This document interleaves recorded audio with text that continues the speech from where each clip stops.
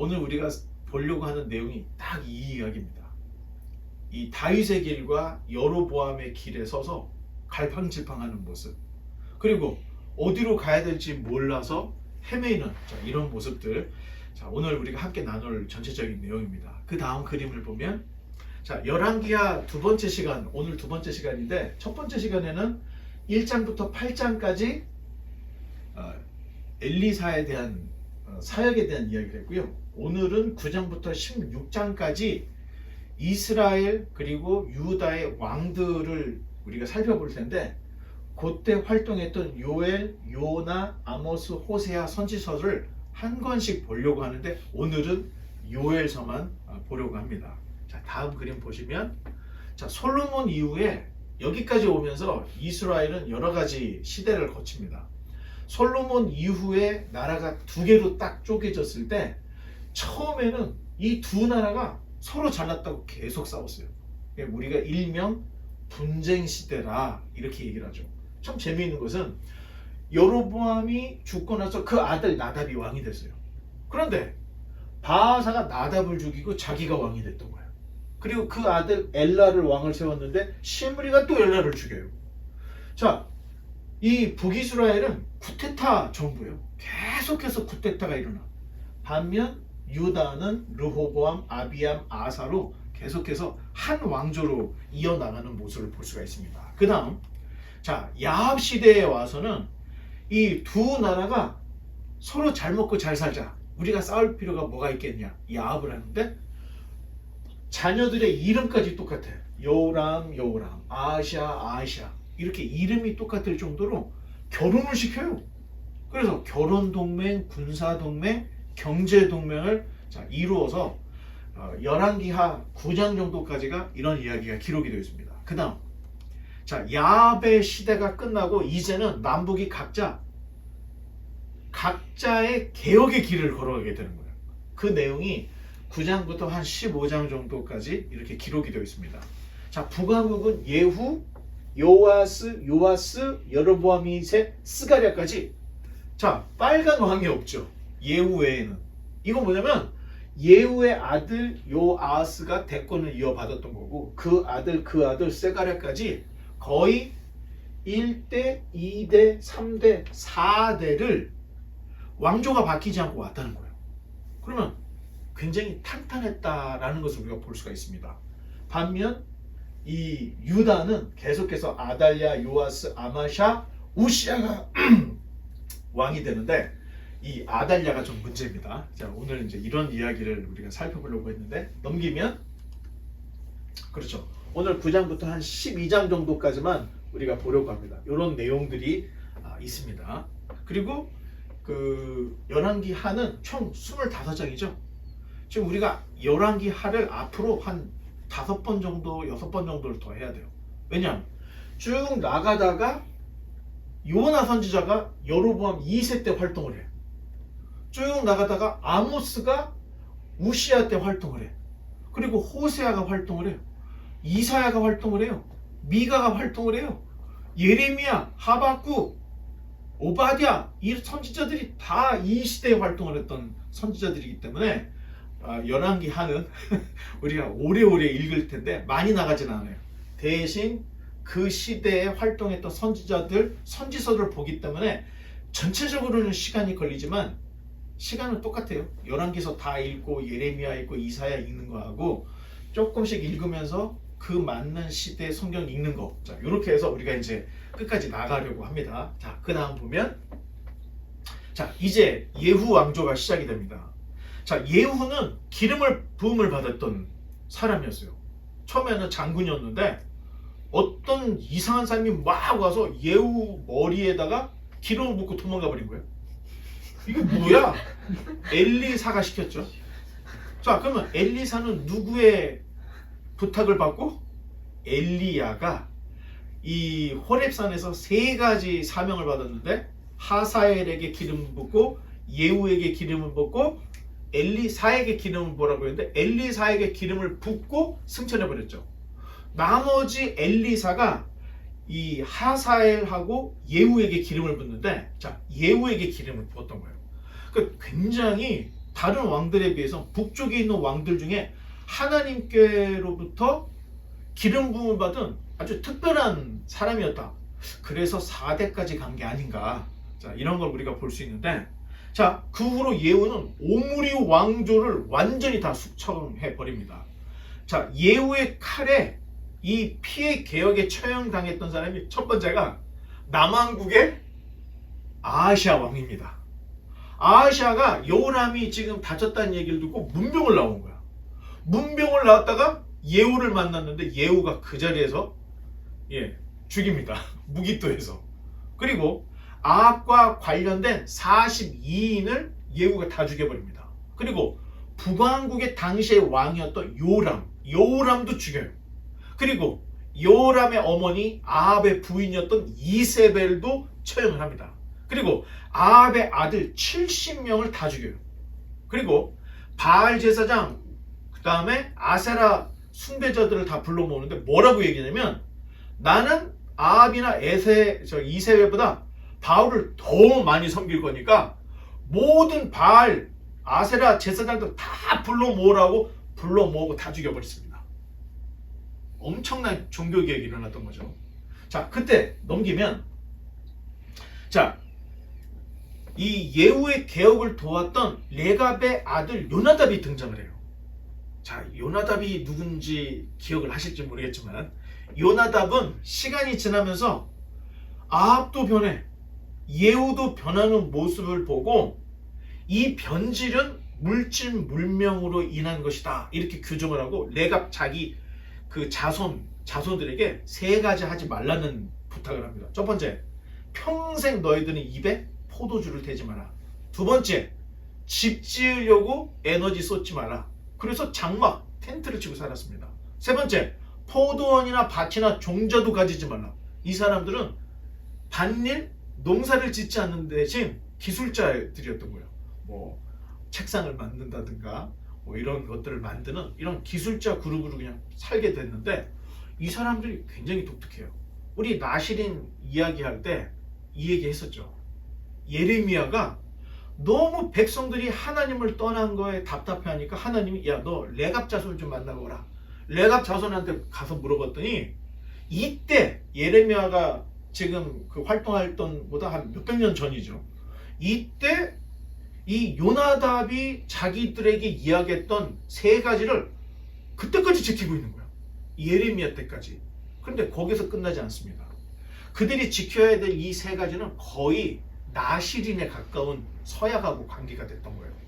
거기에서 끝난 게 아니고 예수님이 이 땅에 오셨을 때 나사렛 사람들이 거의 그들의 후예처럼 똑같이 이 규례를 지키고 있었던 모습을 볼 수가 있고, 이게 사진에 남은 유일한 레갑 자손들의 사진이에요. 그때까지도 이렇게 살고 있었던 모습을 최근까지도 이런 모습들을 볼 수가 있습니다. 이때 레갑 족속이 나옵니다. 다음 그림을 보면 예후의 이 정치는 그 전이었던 오므리의 마지막 왕이었던 아합하고는 달랐어요. 자, 요람의 문병을 왔던 남왕국의 아하시아를 무기토에서 죽였다 그랬죠. 자, 북쪽에 갔다가 남쪽의 왕이 죽었으면 수교가 어떻게 될까요? 깨지는 거예요. 꺼져. 그래서 야합의 시대가 아하시아의 죽음으로 야합의 시대가 끝나버린 거예요. 자, 그로 인해서 남북이 각자 북쪽은 북쪽대로의 개혁의 시대를 갖고 남쪽은 남쪽대로의 이 개혁의 시대를 갖는데, 예후의 피해 숙정은 정말 철저했어요. 그런데 얼마 가지 않아서 예후도 아합처럼 변해버렸던 거예요. 처음 그림 기억나죠? 여로보암의 길을 갈 것인가, 다윗의 길을 걸어갈 것인가 고민을 하다가 시간이 가면서 사람의 마음에 이 신앙에 대한 강도가 떨어지기 시작한 거예요. 그래서 결국에는 예후도 여로보암의 길을 걸어갔던 것을 볼 수가 있습니다. 그러자 엘리야가 예언했듯이 다메섹 왕 하사엘, 이게 3번째 엘리야가 기름을 부으려고 했던 아람 사람이었는데, 하사엘이 일어나서 북이스라엘을 칩니다. 그리고 아시리아의 살마네셀이 침략해서 북왕국을 자기 세력화를 해버렸던 거예요. 자, 예후는 남하하려는 이 아시리아의 방어를 위해서 결성된, 지난 시간에 얘기했죠. 아합이 결성한 가나안 12부족 연합에서 탈퇴를 해버려요. 왜냐? 자기는 더 이상 페니키아나 이런 나라들하고 수교하고 싶지 않고 더 강한 아수르하고 수교를 하겠다. 그래서 이게 요 지금 무릎을 꿇고 있는 게 예후가 살만 에셀에게 보낸 사절단이었던 거예요. 이 기록이 어디에 있느냐? 살만 에셀 3세의 검은 오벨리스크, 그 뾰족한 오벨리스크 그림에 이런 그림이 있는 거예요. 이게 살만 에셀. 예후가 보낸 사절단이 와서, 호위병들이 와서 부복을 하고 조공을 바치겠습니다. 이렇게 얘기를 해요. 내용을 보니까 곡물 예후의 오므리의 아들 은 내가 받았다. 이게 지금 그냥 직역을 했더니 이 글자 빗살무늬 글자도 해독이 됩니다. 지금 그 학자들이 얼마나 위대하니까 내가 볼 때는 이걸 보고 이 패턴을 연구해서 말을 만들고 글을 만들어서 해석을 해줬어요. 학자들이. 그랬더니 이 살만 에셀은 예후가 아합의 아들인 줄 알았나 봐. 그래서 예후의 오므리의 아들 예후에게 곡물 은 내가 받았다 이런 글씨를 오벨리스크에 딱 써놓은 것을 발견할 수가 있어요. 자, 그래서 예후는 아합하고 다른 길을 걸어갔구나 하는 걸 좀 볼 수가 있습니다. 그 다음 그림을 보면, 자, 북쪽에선 그런 일이 벌어졌던 거야.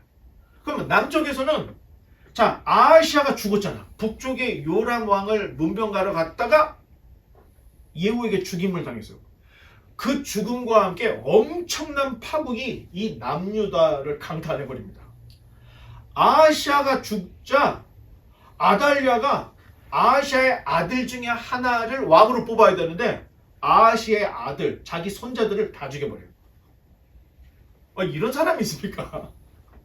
그리고 이세벨보다 더 바알 종교에 심취를 해서 아예 이세벨은 북왕국을 바알 국가를 만들었던 것처럼 아예 아달랴는 팔 걷어붙이고 작정을 하고 온 여자처럼 남유다를 다 쓸어서 그냥 바알에게 바치려고 이런 계획을 세웠던 거예요. 그래서 다윗의 이 왕조를 끊어버리려고 아하시아가 죽자 다 죽여버렸던 거예요. 자녀들을. 자, 이게 정말 큰일 날 위기였죠. 그래서 요때 다윗의 왕조가 끊어질 뻔했는데, 자, 하나 그림을 눌러보면, 그렇죠. 이번에는 대제사장이에요. 대제사장 여우야다가 이 아달랴의 칼에서 아하시아의 하나 남은 요아스라는 아들을 딱 숨겨놓습니다. 그리고 이 칼에서 피하게 만들어요.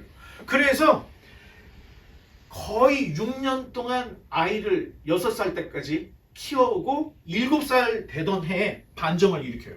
그래서 아달랴를 숙청하고 개혁을 시작을 합니다. 자, 그 다음 그림을 보면, 자, 이제 요아스가 왕위에 올라요. 자, 그림을 하나를 더 눌러보면 대제사장 그림 하나 더 눌러보세요. 요야다의 부인이었던 이 요세바가 아주 큰 역할을 했어요.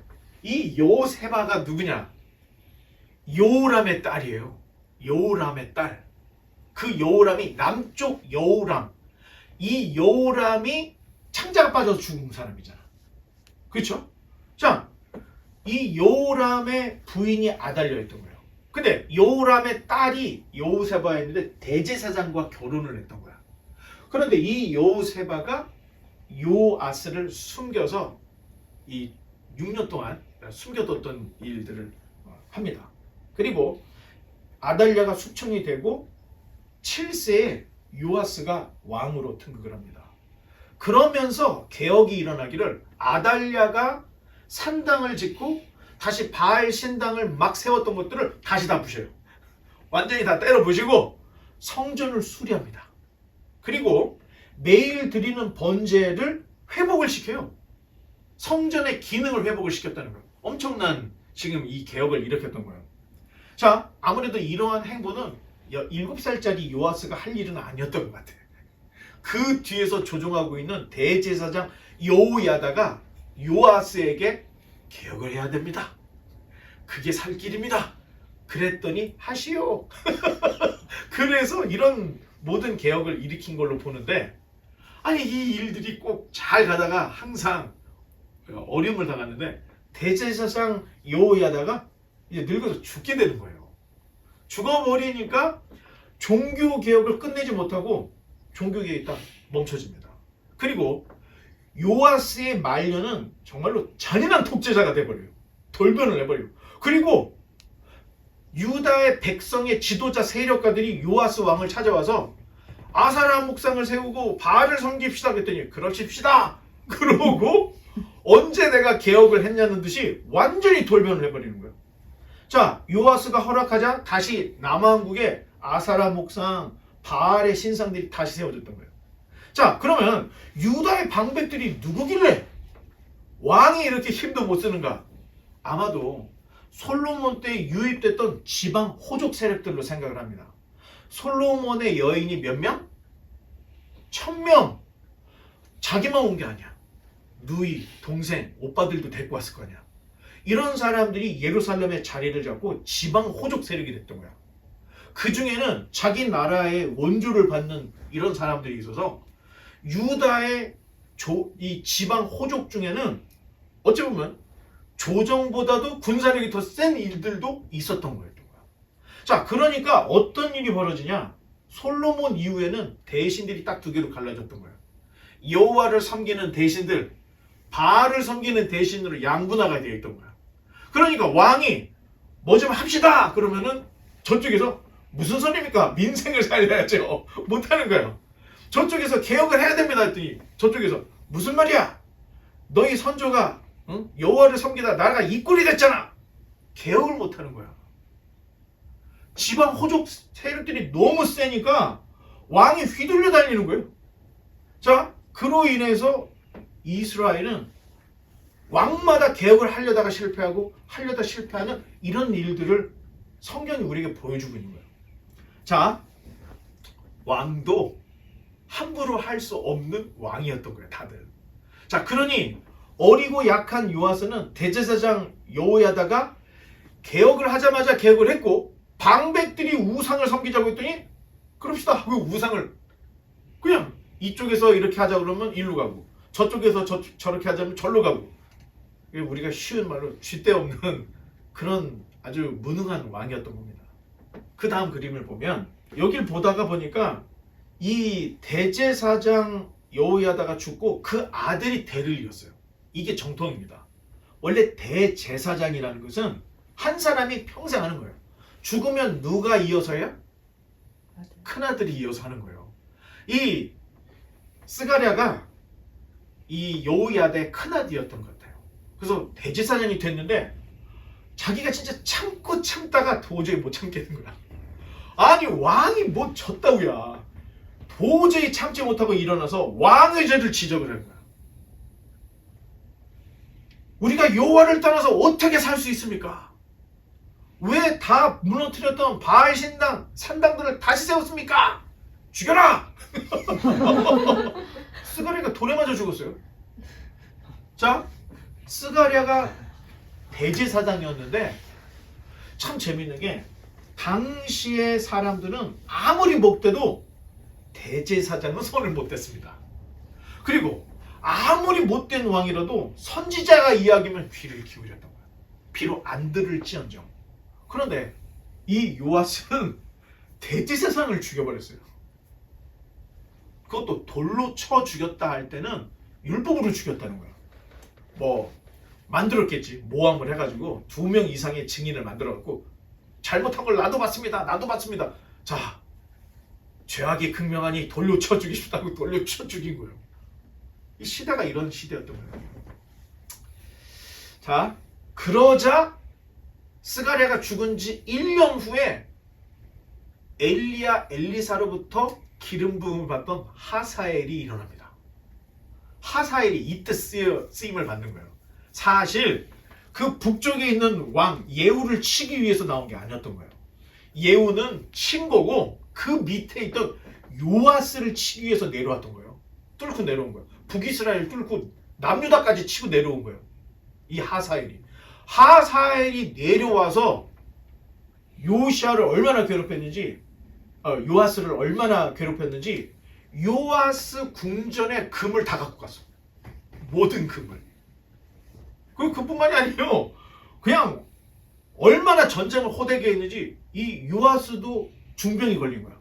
지금 다친 거야. 부상을 입은 거야.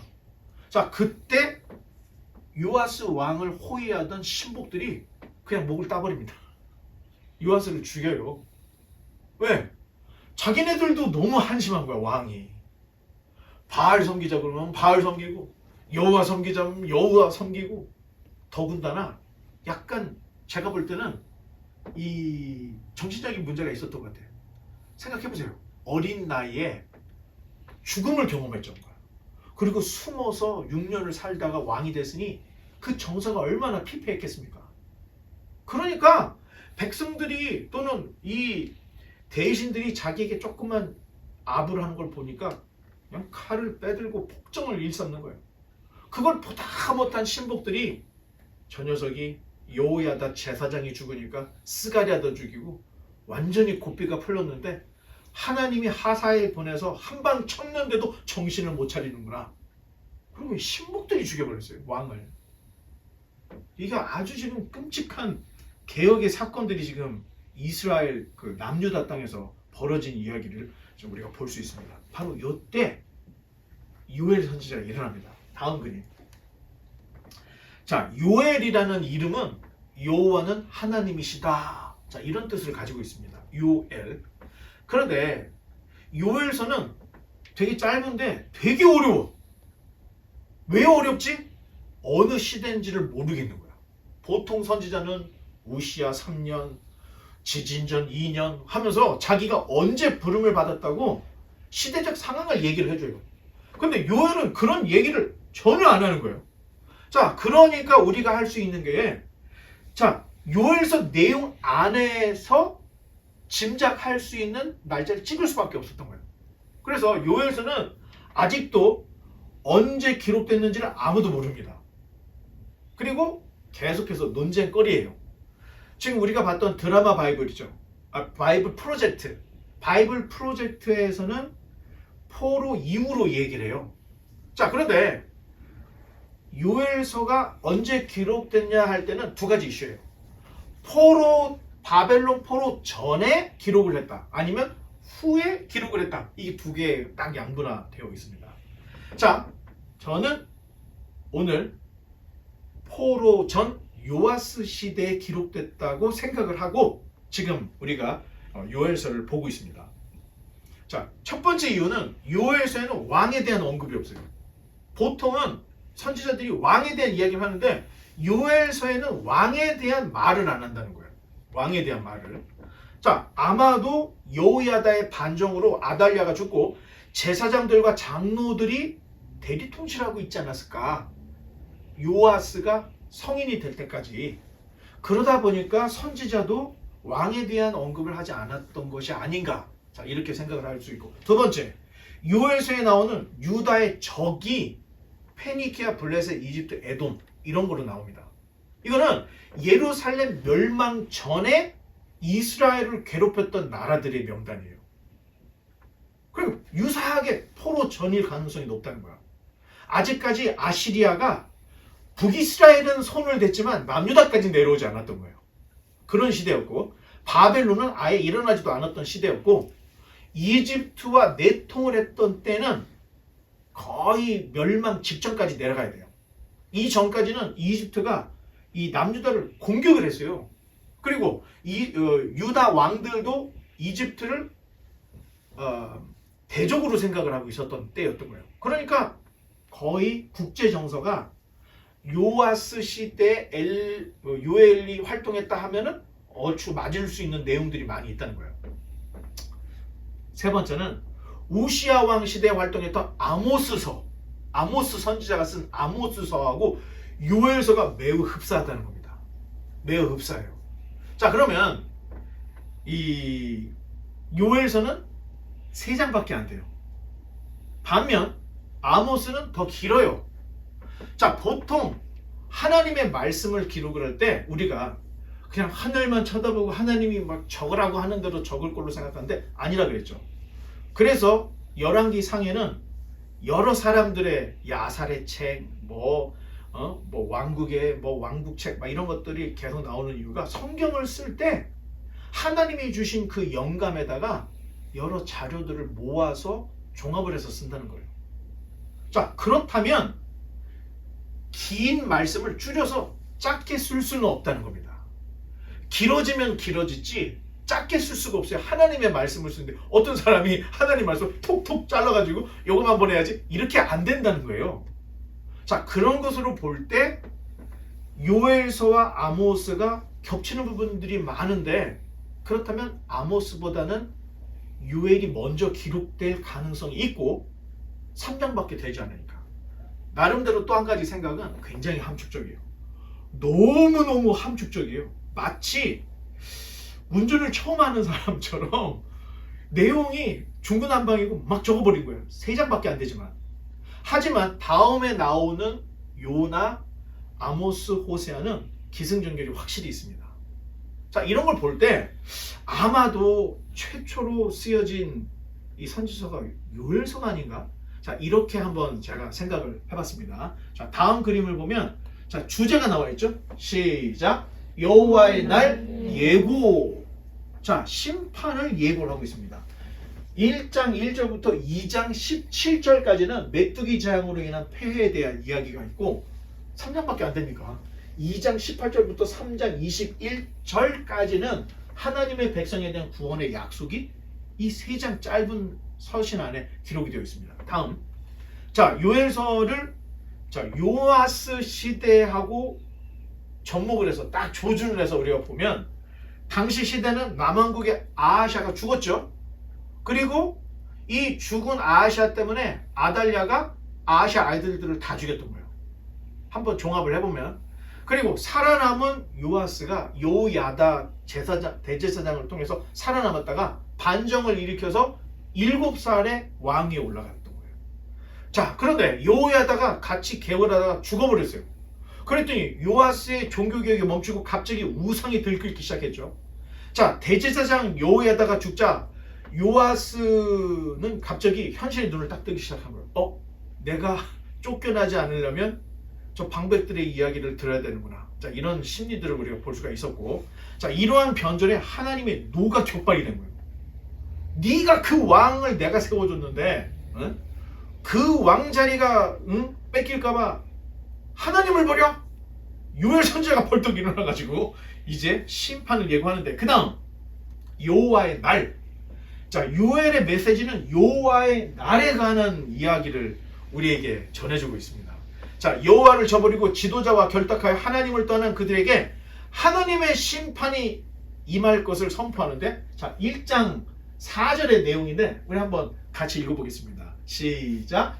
팥중이가 남긴 것을 메뚜기가 먹고 메뚜기가 남긴 것을 느치가 먹고 느치가 남긴 것을 황충이 먹었도다.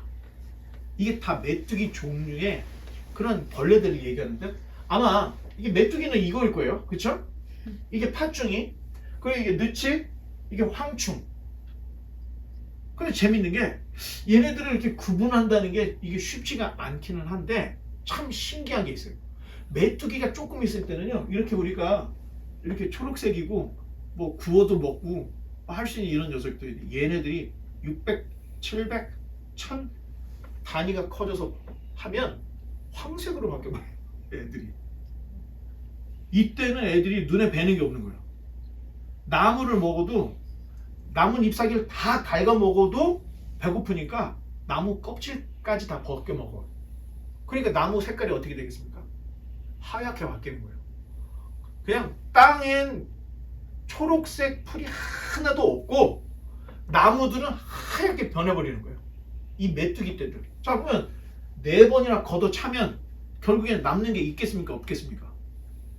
완전한 황폐가 있을 거라는 것을 이 이야기를 통해서 하고 있는데, 자, 어떤 사람들은 풍류적으로 알레고리컬하게 해석해서 팥중이는 아수르다, 메뚜기는 바벨론이다, 이렇게 이야기하는데 이거는 조금 내가 볼 때는 너무 많이 나간 것 같고, 결국에는 이 메뚜기나 황충이나 얘네들이 이스라엘을 괴롭히는 이스라엘 적대국들이다. 자, 이렇게 생각을 하면 그렇게 잘못된 길로 가진 않을 것 같아요.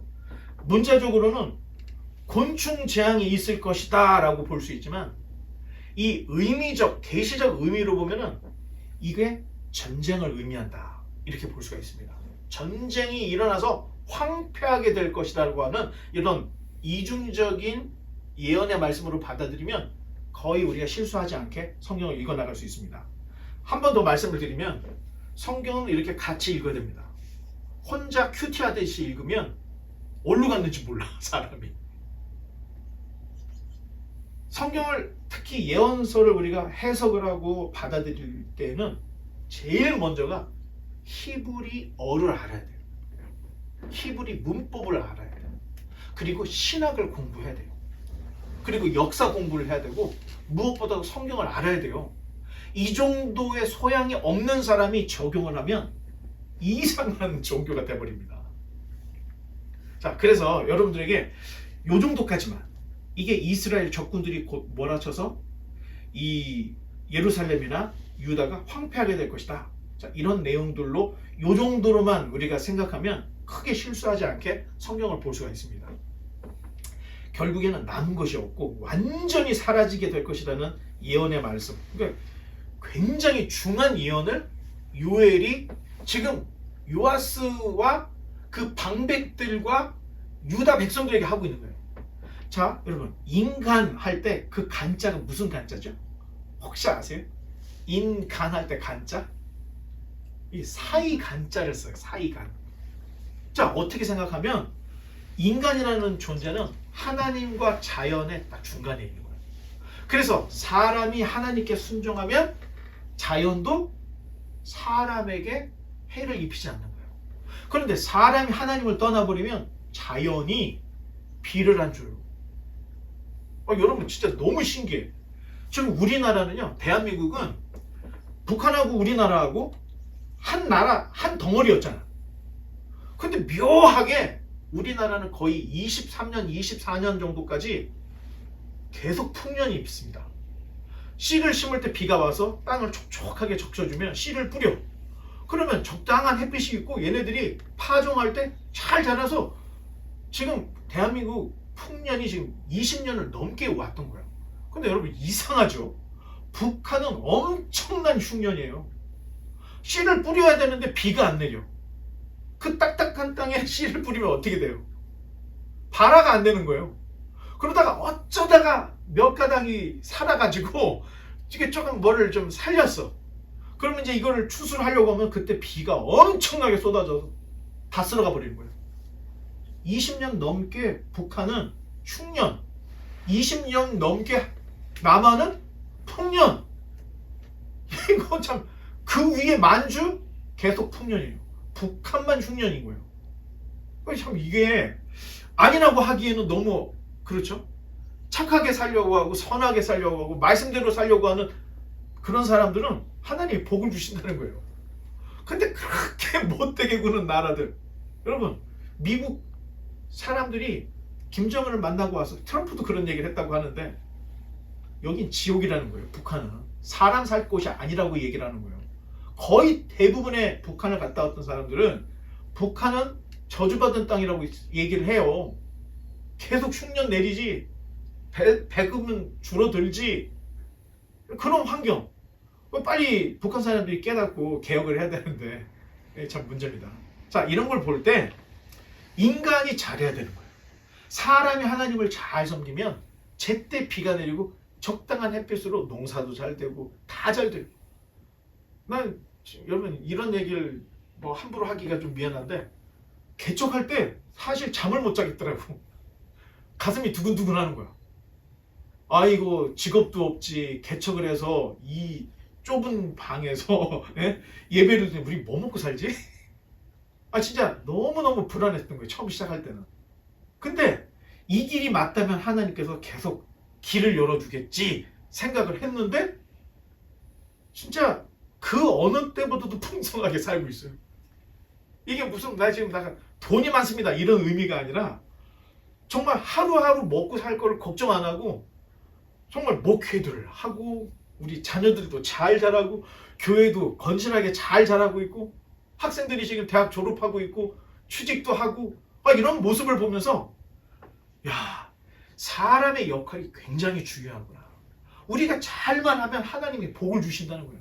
이게 틀어졌을 때 비가 안 내리고 환경이 파괴되고 자연이 인간을 삼켜버리는 일들이 벌어지더라는 겁니다. 자, 그 다음 심리적으로 요아스는 어렸을 때 죽음에 직면했기 때문에 아마 엄청난 트라우마가 있었을 거예요.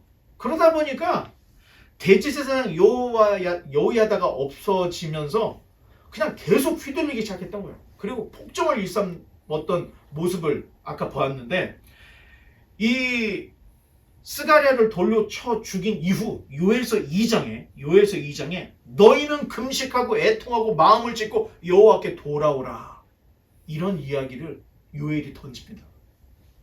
어떻게 대제사장 스가랴를 죽이고 너희가 살아남기를 바라느냐? 요엘서의 이 예언은 엄청나게 단호해요. 회개 안 하면 싹 쓸어버릴 거고 다 죽을 거다 하는 거를 아주 그냥 자, 곧 심판하시는 여호와의 날이 다가올 것이라는 것을 이렇게 황폐해지는 이 마지막 때가 다가올 것이라는 것을 이 이스라엘 백성들에게 유다 백성들에게 정말 거침없이 외쳤습니다. 아니 스가랴가 죽었으면 자기도 죽을 수 있잖아. 그런데도 외쳤던 거예요. 목숨을 내는 거죠. 자, 그 다음 자 여호와의 날에 대한 이야기를 굉장히 강조합니다. 이 요엘은. 근데 여러분 이 요엘에서 보는 여호와의 날은 양면성이 있고 이중성이 있다는 걸 알아야 돼요. 자, 요엘이 외친 여호와의 날은 심판과 구원이라는 양면성이 있습니다. 자, 심판이 없으면 구원이 의미가 있어요, 없어요? 심판이 있기 때문에 구원이 필요한 거잖아요. 동전의 양면과 같다는 거예요. 심판과 구원, 그 양면성을 얘기를 해주는 거예요. 이 지금 여호와의 날이라는 게. 그리고 현재와 미래라고 하는 이중성이 있어요. 비록 요엘이 외쳤던 이 예언은 당시에도 이루어지지만 거기서 끝나는 게 아니에요. 마지막 종말의 때에도 이러한 일들이 있을 거라는 이중성을 가지고 있다는 거예요. 그래서 예언은 실제 일어날 심판 사건과 미래에 있을 사건의 이중적 의미가 있다는 것을 우리가 어느 정도는 알고 성경을 읽어야 됩니다. 자, 요엘서가 다른 선지서와 다른 것은 죄책, 책망이 없어요. 회개하라 이 얘기는 하는데 너 이거 잘못했지, 더 저거 잘못했지. 죄에 대한 죄책이나 책망이 없어요. 이 얘기는 이미 여호와께서 너희를 심판하려고 회초리를 들고 회초리가 지금 날아오고 있는 상태라는 거예요. 돌이킬 수 없다는 거예요. 다만 너희들이 살 수 있는 길은 진심으로 회개하라. 진심으로 회개하면 그 회초리를 하나님이 거둬주실 거다. 이런 얘기를 하고 있습니다. 그 다음 자, 역사적으로 그날 자, 그 날은 그냥 즉시 이루어졌죠. 자, 스가랴가 죽고 난 1년 후에 하사엘이 와서 곡간을 다 털어갔죠. 그리고 병상에 있던 요아스를 이 신복들이 죽여버렸죠. 그리고 나서 요아스는 다윗성에 묻히지 못했습니다. 수치스러운 왕이 되어가지고 왕실의 묘가 아닌 다른 곳에 묻히게 되는 불명예로 끝나버리더라는 거예요. 이 하나님의 심판이 엄중하다는 거예요. 다음 요엘서에 정말로 유명한 구절이 나오는데 자, 빨간 글씨만 한번 읽어보겠습니다. 시작. 말세에 내가 내 영을 모든 육체에 부어주리니 너희의 자녀들은 예언할 것이요 너희의 젊은이들은 환상을 보고 너희의 늙은이들은 꿈을 꾸리라. 그때 내가 내 영을 내 남종과 여종들에게 부어주리니 그들이 예언할 것이요 또 내가 위로 하늘에서는 기사를 아래로 땅에서는 징조를 베풀리니 곧 피와 불과 연기로다. 주의 크고 영화로운 날이 이르기 전에 해가 변하여 어두워지고 달이 변하여 피가 되리라. 사도 베드로가 오순절 다락방 사건이 있은 후에 유대 수많은 사람들 앞에서 설교를 할 때 이 요엘서를 인용을 합니다. 근데 여러분 한 가지 오해를 피해야 될 게 이 지금 3절밖에 안 되는 4절 정도 되는 이 말은 엄청난 시대를 이야기를 하고 있습니다. 한 시대에 다 일어날 이야기를 하는 게 아니라 하나님이 회초리를 치고 하나님은 아프냐 이런 분이 아니라 얼마나 아프냐, 나도 마음이 아프다. 하나님 이런 분이에요. 성령으로 위로를 주시는 거예요. 그런 하나님이라는 것을 앞에 부분에서 이야기를 하는 거고, 그래서 너희가 심기 1장에서 하나님을 잘 섬기라고, 예? 남종과 여종에게 성령을 영을 부어주시는 거고, 그러다가 마지막 하늘에서 기사, 땅에서 징조를 베풀어서 곧 피와 불과 연기. 자, 피와 불과 연기가 어디에 나왔었죠? 요한계시록에 나왔었죠. 마지막 시대의 이야기까지. 그래서 주의 크고 영원한 날이 이르기 전에 해가 변하여 어두워지고, 이 이야기는 요한계시록에 있는 이야기를 지금 하고 있잖아요. 시대 차가 엄청나게 크다는 거예요. 이걸 그냥 한 방에 정리해서 나에게 적용을 했다. 그럼 이제 2단 나오는 겁니다. 자, 사람들이 이 구절을 오해하고 그 다음에 이른비 늦은비를 이용해서 신사도 운동을 하고 있어요. 마지막 예수님이 재림하기 전에 엄청난 대붕이 일어날 것이다 라고 이야기하는데 성경에 근거가 하나도 없는 거예요. 자기들이 받은 영감이지 성경에는 없는 이야기들이 너무 많이 있다는 거예요. 그래서 성경을 보지 않고 믿는 신앙은 미신에 가깝습니다. 기독교 미신이라는 거예요. 그래서 한자 한자 역사도 보고 신학적인 자료도 보고 이 말씀이 어떤 의미가 있는지 전체적인 그 시대의 적용, 그리고 후 시대에 우리에게 적용하는 요 작업까지 가지 않으면 꼭 가다가 이상한 데로 빠지는데, 여러분 진짜 이단이 얼마나 많은지 진짜 나중에 한번 그 얘기들은 하는 걸로 생각하고, 자, 하나만 더 넘겨보면, 자, 여호와의 날은 요엘만 얘기하는 게 아니에요. 요엘, 이사야, 에스겔, 스바냐, 아모스가 다 여호와의 날에 대한 이야기를 하고 있다는 거예요. 그런데 중요한 것은 이미와 아직에서 해석을 해야 된다는 거예요. 자, 이미는 예수님이 이미 오셨죠. 구원이 이루어진 거예요. 그런데 완성은 난 옛, 아직이라는 거예요. 그 안에서 관점을 여호와의 날을 우리가 그렇게 봐야지, 그러지 않고 그냥 여호와의 날을 보면은 이상한 데로 빠질 수 있습니다. 자, 그래서 구원과 심판은 양면성이 있는 것처럼 구원과 심판은 동질성이 있어요. 과거에 있었던 사건이 오늘 우리에게도 똑같은 현재성이 있고, 현재의 사건이 미래에 성취될 동시적인 이중성이 성경 안에는 있다는 거예요. 자, 그래서 역사관을 이렇게 만들면 답이 해결이 돼요. 쫙 가다 가기는 가는데 반복되는 게 보여지잖아요.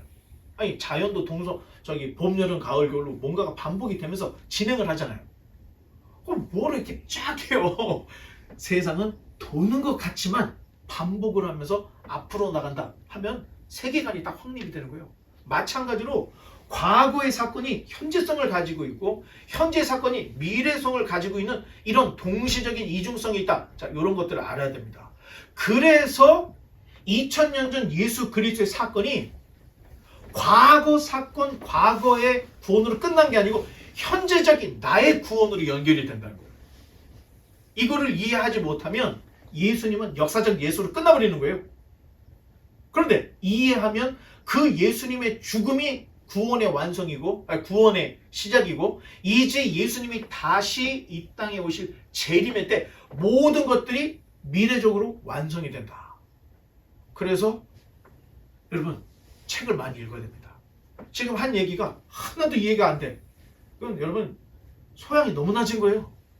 공부를 조금 해서 철학책도 좀 읽고 과학책도 좀 읽고 이렇게 해보면 과거의 일이 현실성이 있고 현재의 일이 미래성이 있다고 하는 것들이 어떤 개념과 어떤 의미인지를 알게 되는 거고, 이미 구원이라는 것은 예수님을 통해서 이루어졌지만 완성은 그 심판 때 이루어지게 되는데, 이 양면성이 예수님을 믿는 사람에게는 구원과 기쁨으로 끝나지만 예수님을 믿지 않는 사람에게는 이 동면의 다른 쪽 심판과 최후로 가게 된다.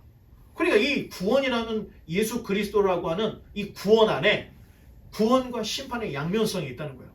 자, 이런 것들을 우리가 요해서를 통해서 조금 더 깊이 볼 수가 있었고, 이제 말씀의 결론을 맺겠습니다. 자, 죄의 삭, 죄의 값은 재앙으로 나타납니다. 내가 심판 속에 있거나 재앙을 만났다면 여러분 방법이 없어요. 그냥 진심으로 회개하면 됩니다. 다음 시간에 볼 요나서에 보면 하나님도 칼을 들었다가 채찍을 들었다가 내려놓는 분이구나 하는 것을 니느의 회개를 통해서 볼 수가 있습니다. 자, 그러면 여러분 죄가 뭐죠? 죄, 잘못하는 거. 이거는 그렇게 간단한 문제가 아니에요. 성경에서 규정하는 죄라는 것은 화살이 관역에서 빗나간 거를 죄라고 얘기를 합니다. 그렇게 규정을 해야 돼요. 자, 그러면 요아스처럼 하나님에게 멀어지고 세상을 섬기는 이런 모습들 빗나가 버린 거잖아요. 이게 죄라는 거예요. 대부분의 죄는 우발적입니다. 뭐 친구들하고 좀 싸울 수 있고 때릴 수 있죠. 이걸 하나님이 야, 너 어저께 누구하고 싸웠지? 너 누구 뭐 욕했지? 뭐 이런 걸 따지는 분이 아니라는 거예요. 조금 더 넓게 봐야 된다는 거예요. 이렇게 우발적인 게 아니라 하나님을 떠나는 죄는 습관적이고 계획적이고 반복적이라는 거예요. 그게 아니라면 아니 목사는 죄 안 짓나? 아니 목사는 운전하다. 에이 아유 사람 다 그럴 수 있는 거예요. 그리고 신경질을 내요. 목사가 신경질을 여러분 신경질을 안 내게 심리학적으로 병이 있는 거예요. 신경질도 낼 수 있고 울기도 할 수 있고 사랑도 하고 자비도 베풀고 이게 인간이라는 거예요. 너무 모르는 거예요. 자, 그렇다면 습관적이고 계획적이고 반복적인 죄 그게 무엇인가? 이 죄를 알려면 반드시 성경을 읽어야 된다는 거예요. 성경에 죄가 무엇인지를 왕의 모습들을 통해서 우리에게 다 보여주고 있잖아요, 지금. 자, 따라서 성경을 모르면 죄가 무엇인지도 모른 채 그 안에 주저앉아 있게 되는 거예요. 자, 진정한 회개는 죄에서 돌아서는 것이고 더 이상 반복하지 않는 것. 이게 철저한 회개라는 겁니다. 자, 그러면 하나님께서 우리에게 좋은 환경을 주신다는 겁니다. 자, 바라기는 저와 여러분이 이 구원과 심판의 동전 끝에 우리가 지금 서 있는데 여기에서 심판으로 흘러내리지 않고 우리 모두가 하나님의 말씀을 통해서 죄가 무엇인지 정확하게 분별해서 정말로 하나님께서 우리에게 주시려고 하는 이 구원 그리고 하나님께서 주시는 진정한 평안 그쪽으로 나아갈 수 있는 저와 여러분 되시기를 주님의 이름으로 간절히 축원합니다. 기도하겠습니다.